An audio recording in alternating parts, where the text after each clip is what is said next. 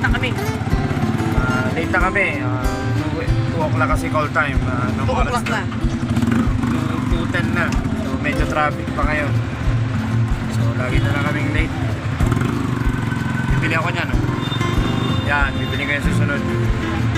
Para hindi na kami malate. Dito kami sa tricycle.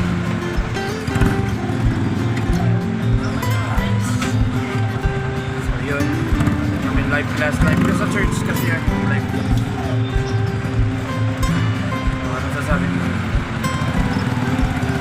Uy, Ano, mainit. Sino nga sabi ko? mainit daw. Sobrang init.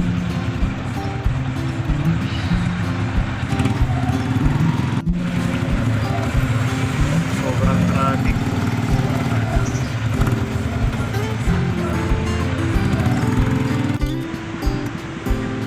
Isa lang. Guys, dito na kami. Late.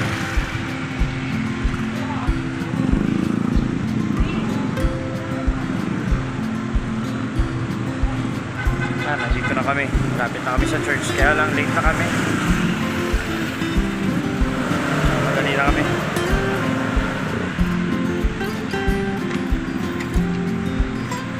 Yung church, inaate na na. So, late na tayo. Cherry yung pangalan sa akin. May bagong model ng cherry. So, enroll kayo dito sa EMA. Basketball.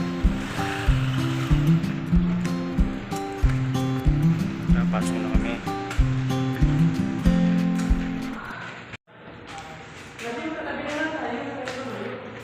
Ay, ano daw yung babae sa lalaki?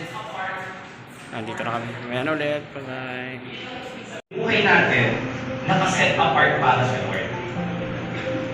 Yung buhay natin, parang gagawin natin yung, papatakbuhin natin yung life natin according to the Word of God.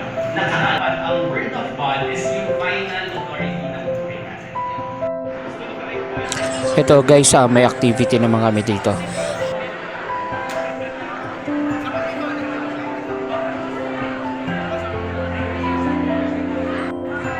Ayun, after na activity namin, so marami talaga ako na-realize, marami talaga ako natutunan dito. At higit sa lahat, nalaman ko kung paano magkaroon ng relationship kay Lord. So yun lang, hanggang sa muli, see you next week. Bye for now.